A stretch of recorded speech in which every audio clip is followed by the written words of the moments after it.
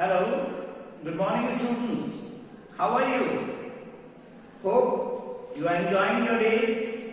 This time period especially available for you to pay to your regular academics with sincerity, right? And the weather is also very fine, so you all must be enjoying, right? So today we are going to start one more topic of your English grammar, and that is your chapter 18.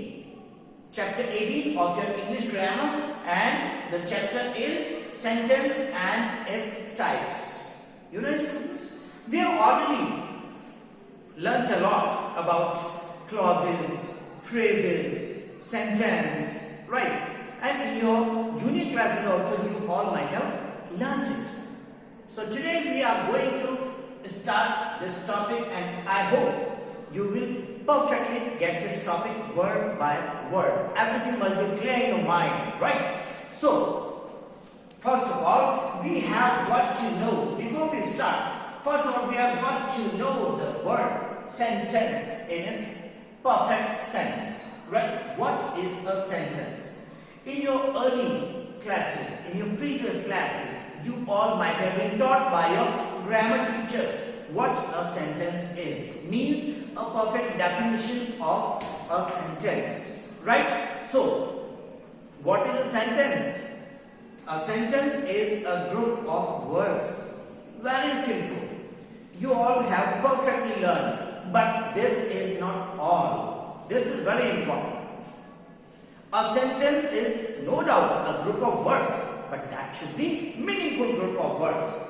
Simply a group of words are put together. No, that is not a sentence. Suppose I say, goes school to he. This is no doubt a group of words, but is it meaningful? Of course not. So, a sentence is a meaningful group of words. And one more property of, means some more properties of a sentence are, first is meaningful group of words.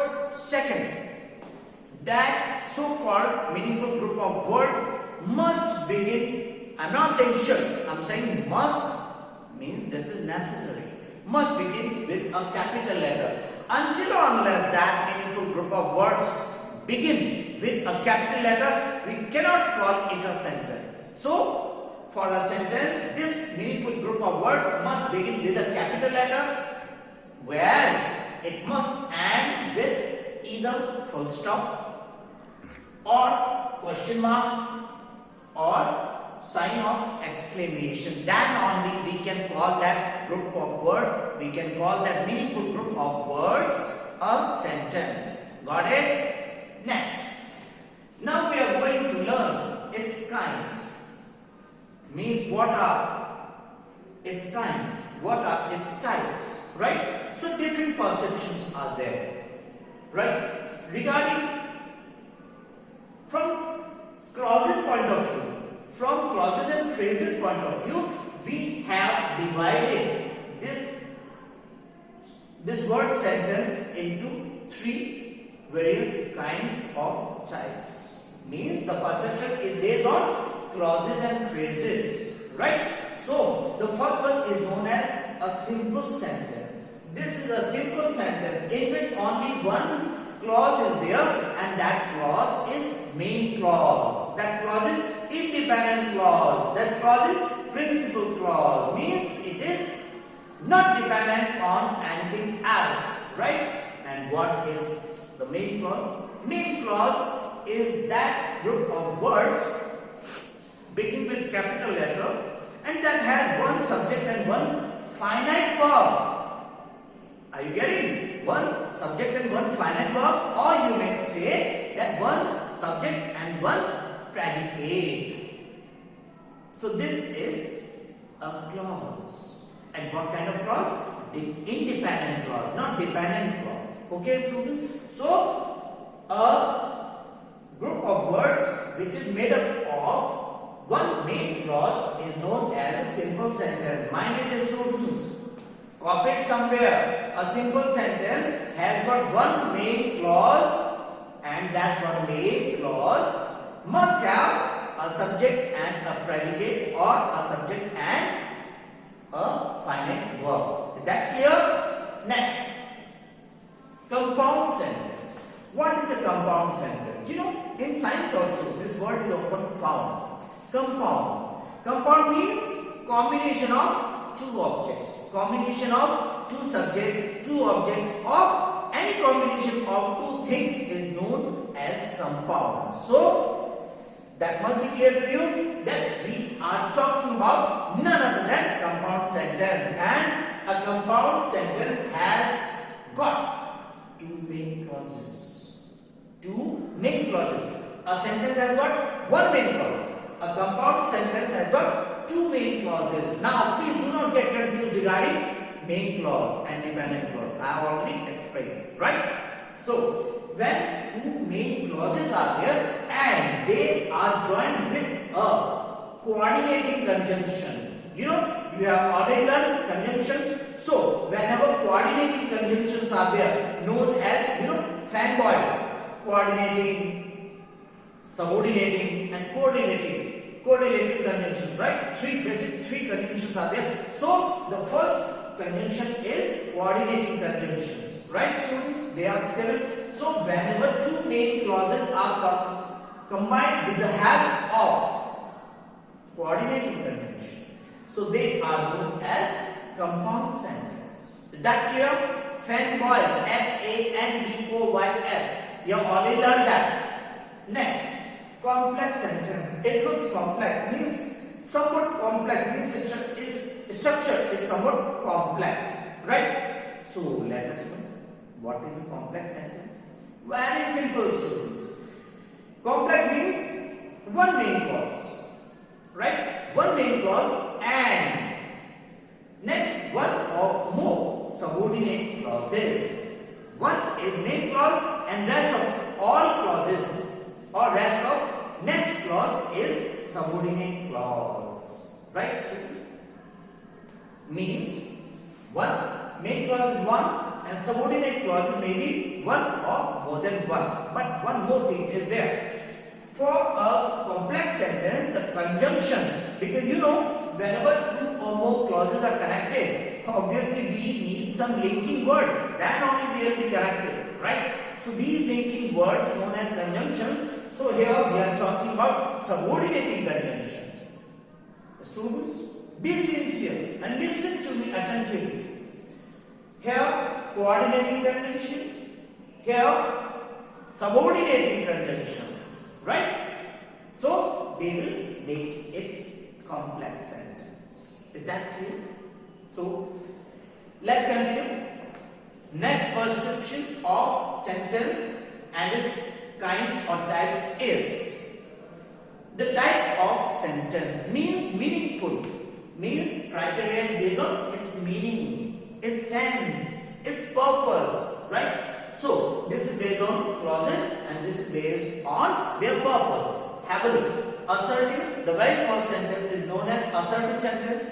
You may call it a statement, you may call it a declarative sentence. Now what is this? Assertive means, assertive statement and declarative means either affirmative sentence or negative sentence. Means affirmative and negative sentences both fall under the same category. For example, if I say he goes to school, this is affirmative, right? So this you can call it assertive statement or declarative, or better you call it affirmative assertive, affirmative statement, affirmative declarative.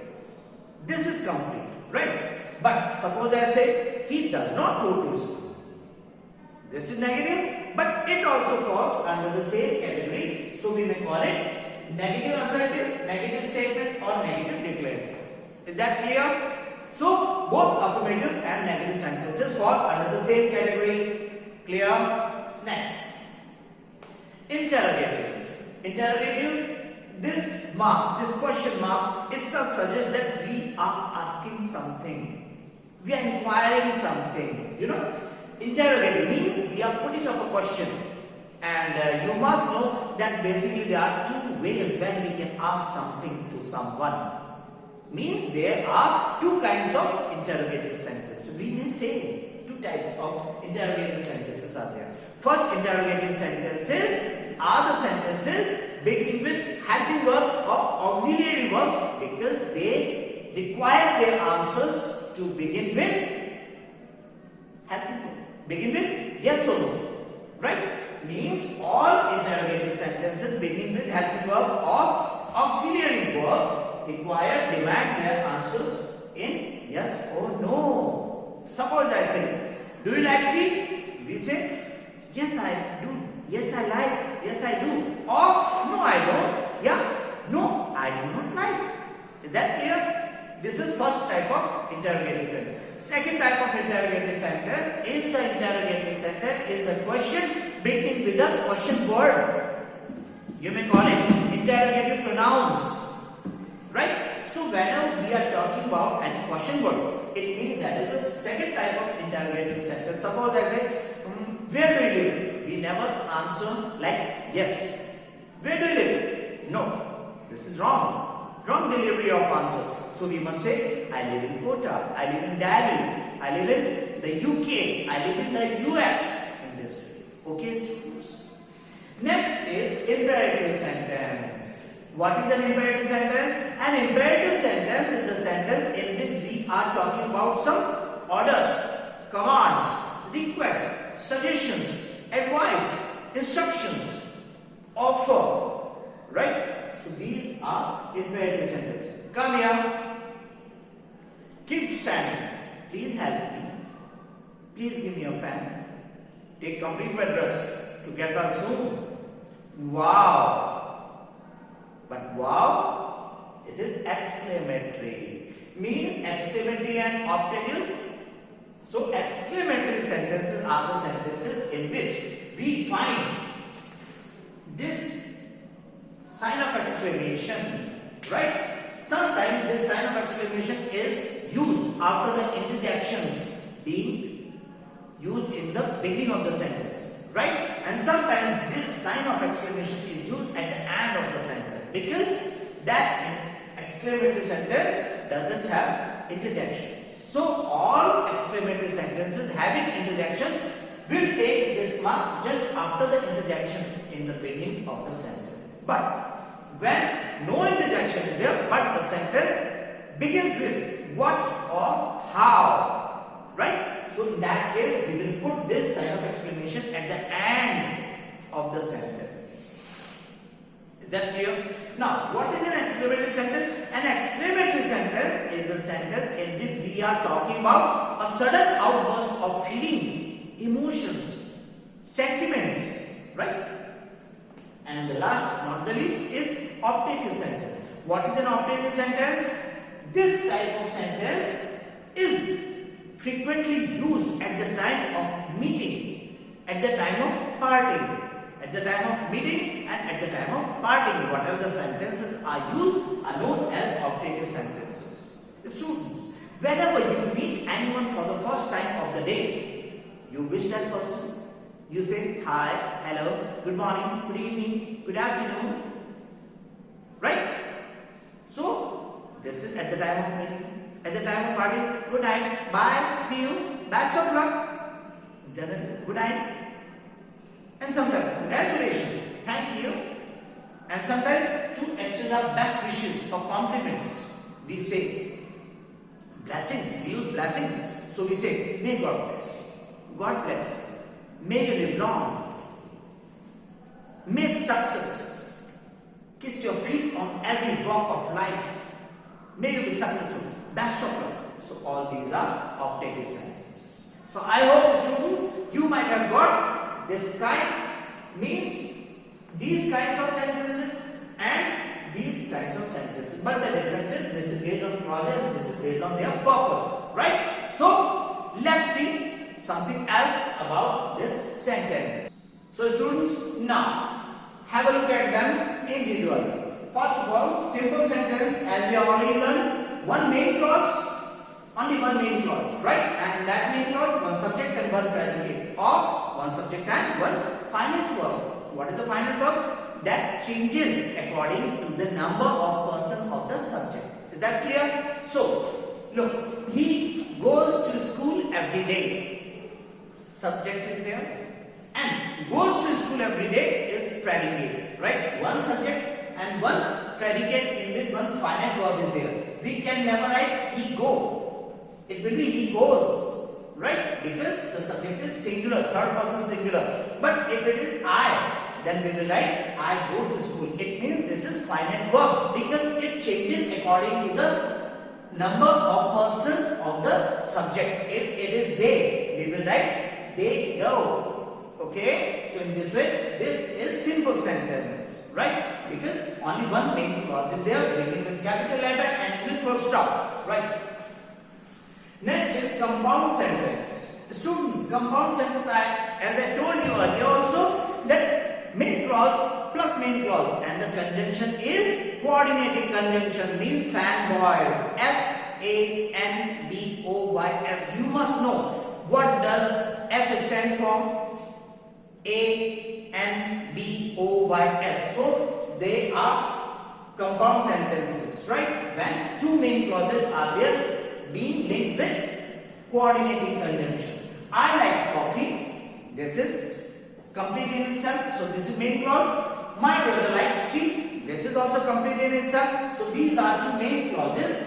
They both are not dependent on each other. So they are main clause and this is coordinating conjunction. F-A-N. So A stands for and. Right? So this is compound sentence. Next, complex sentence means very simple.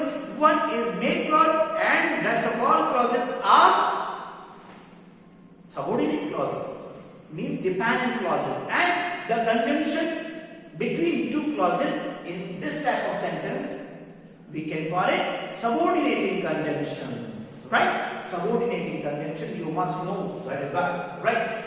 Subordinating, correlative conjunctions, subordinating conjunctions, so they are complex sentences, right? As soon as he got to the stadium, it started raining. Now, let's find out which two clauses are there. It started raining. This is very simple. One subject is there, one predicate is with one finite verb is there. So this is main clause. And as soon as he got to the stadium, is it complete? Of course not. Because this clause depends on this clause. So this is dependent clause, this is independent clause. And what is the conjunction? As soon as. So we can write it in this way also.